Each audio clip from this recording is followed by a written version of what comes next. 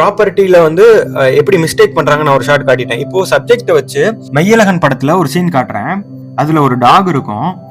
அந்த டாகை எந்த மாதிரி கண்டினியூட்டி மேட்ச் பண்ணி கரெக்டா கொண்டு போயிருப்பாங்கன்னு பாருங்களேன். இப்போ இந்த சீன் பாருங்க.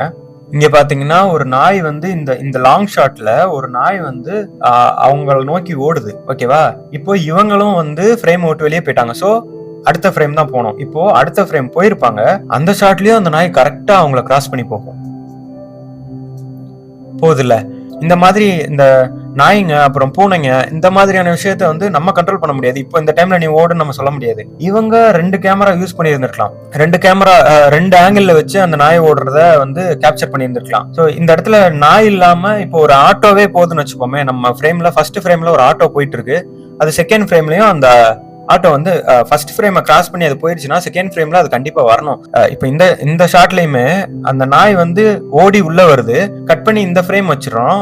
இப்ப இந்த ஃப்ரேம்ல அந்த நாய் வரலன்னா அது கண்டினியூட்டி மிஸ்டேக் தான். இப்போ வந்து ப்ராப்பர்ட்டிஸ் வச்சு வர்ற கண்டினியூட்டி மிஸ்டேக்க வந்து எக்ஸாம்பிளோட பார்த்தாச்சு. நெக்ஸ்ட் வந்து காஸ்டியூம் அண்ட் அப்பியரன்ஸ்ல வர்ற கண்டினியூட்டி மிஸ்டேக். இந்தியன் 2 மூவி எல்லாருமே பார்த்திருப்பீங்க.